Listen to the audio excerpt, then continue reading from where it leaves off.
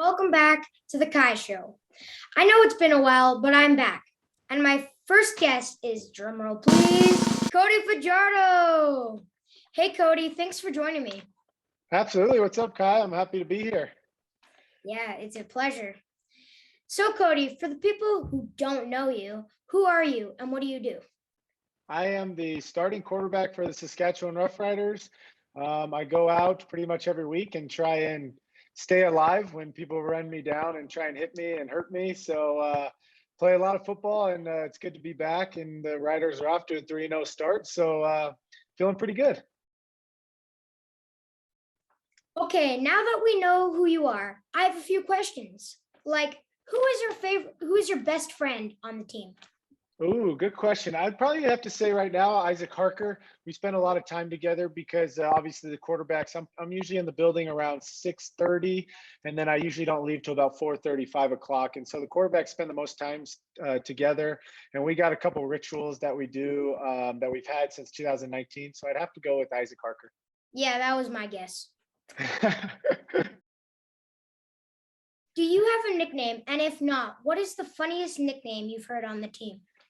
Oh, I do have a nickname. My dad calls me the Champ, and it started when I won the state championship in California my senior year in high school, and then I went off and I won WAC championship, so a college championship, and then we went off and won a Grey Cup in 2017 with the Toronto Argonauts. So I have a ring from all 3 years that are all three levels of football that I've played. So my dad calls me the Champ, which I kind of like.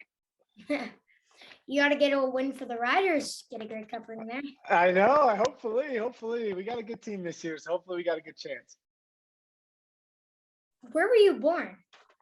I was born in a city called Whittier, which is in Orange County, California. I grew up there and born and raised in that 70-degree Fahrenheit weather, beautiful, no wind, no craziness. So it's been good, and it's good upbringing, being about 20 minutes from the beach. And I'm a big Angels fan, so the Anaheim Angels are right there. We could see Disneyland fireworks from our backyard. We could see Angel Stadium fireworks from our backyard. So pretty cool place to grow up.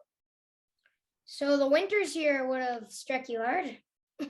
Yeah, exactly. I'm still trying to get used to it. And this year's a little bit different because we'll be playing into December. Yeah. So it's going to be a little bit colder than the normal years. And in 2019, I probably played one of the coldest games I've ever been a part of when we played at Edmonton. It must have been like, it was below zero for sure. I don't know what it'd be in Celsius, but I think it was somewhere around like minus 14 degrees Fahrenheit, which is pretty brutal.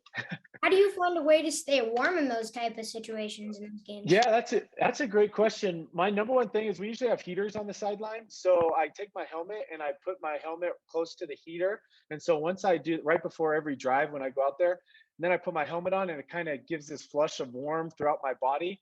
The second thing that I learned with the Toronto Argonauts when we played in our Grey Cup to have a jacket buddy on defense.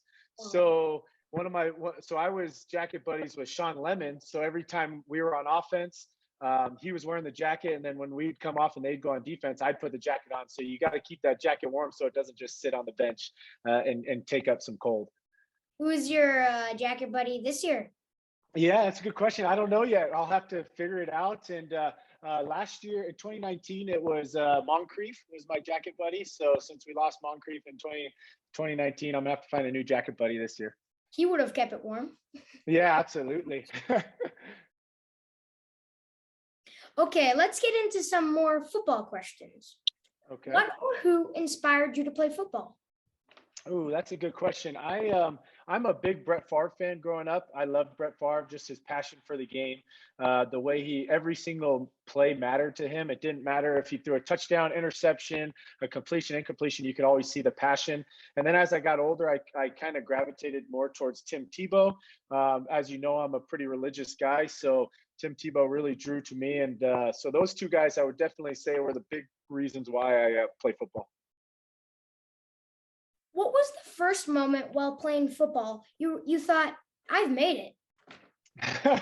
Well, that's a really tough question.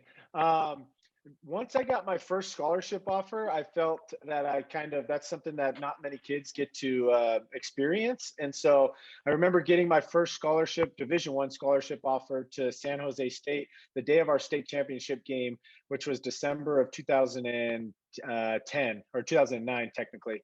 And so once I got that, I kind of knew, hey, maybe I got a chance to play professionally, play in college, and move on with a career in football. And so that was kind of the aha moment where it was like, oh, maybe I'm pretty decent at this football thing. That would have been a pretty special moment. Absolutely. How did you deal mentally with being the backup for 4 years? Yeah, that was very tough, especially coming from college. I started all 4 years at college. And so you go from being one of the best players on your team to then you go to the pros, and now you're the third best quarterback on the roster, right? So just dealing with that was really hard, putting my nose to the grindstone and just knowing that when my opportunity comes, to go out there and give it everything I got. My opportunity didn't come for like 5 years, so I had to be patient with that. And there was times I was super frustrated and questioned God a lot of times. But 2019 was my kind of coming out year. My first ever start was week 2 against Ottawa, and we had a really good year. So I think that was God kind of me like, hey, you have no idea what I have in store for you. And it was pretty awesome year. And so hopefully we can carry that over in this year. And I bet it helped being with like Ricky Ray and those really good QBs and being able to learn after them and take some of their game and put it into your own. That's exactly right. And then the biggest thing was learning from guys. I knew I wasn't better than Ricky Ray, right? He's a Hall of Fame quarterback. I knew I wasn't better than Travis Lulay. That's a Hall of Fame quarterback as well. So I was just buying my time and learning as much as I can from them, and just waiting for the opportunity, because I knew the only way I was going to get on the field is if one of those guys got injured. It wasn't like I was going to play above them because I was better than them. Those guys are very talented quarterbacks. So, and they stayed fairly healthy.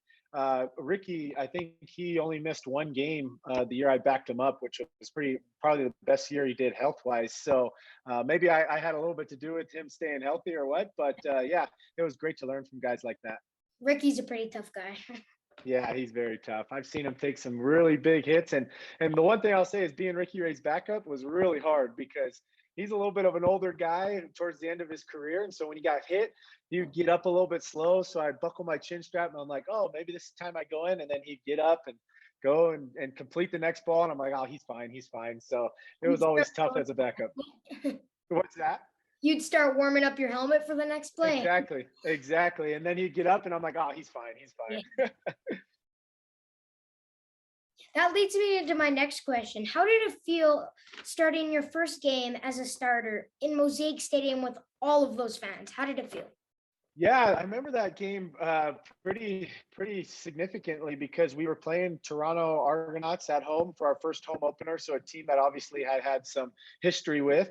And I remember coming out of the tunnel, and they gave all the fans these towels, and they were waving these towels around like this. And I was like, is this a playoff game? Because it was packed and it was loud and it was crazy. And I'm like, no, it's just our first home game is what they said. And I'm like, this is a pretty cool atmosphere.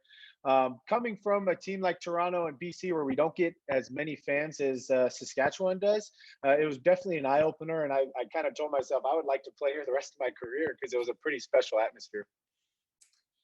Yeah, don't leave us yet. Where did your inspiration for your run game come from? And how do you stay confident in it after a big hit?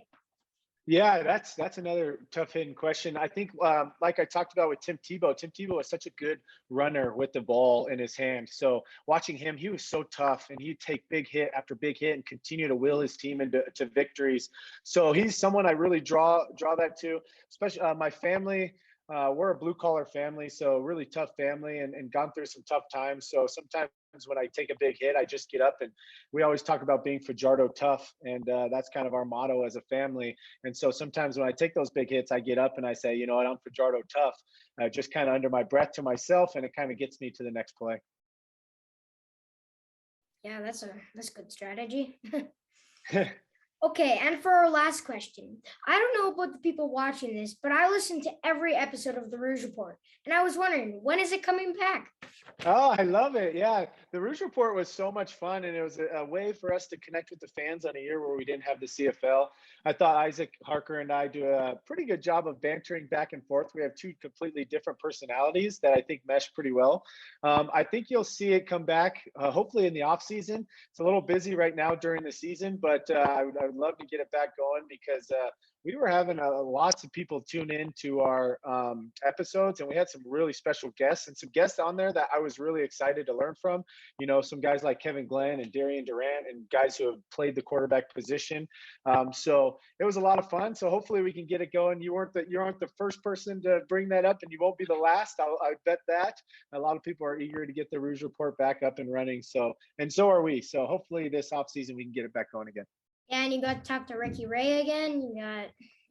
Yeah. We had Travis on there. We had Jurison on there. We had some. I think we had Getzloff on there. So we had Andy Fantuz was on there. We just had some really good writer grades, CFL grades. So it was a lot of fun talking more and kind of just giving you a peek behind the curtain, right? Most people only see us as athletes, but then you get to learn a little bit more about us as people, as human beings. And I think that's what appeals to a lot of people. Okay, thank you for joining me today, Cody. That's it today, folks. See you next time. Thanks for having me. A lot of great questions you had there. Hopefully the fans really enjoy it, but you did a great job, Kai. Thanks.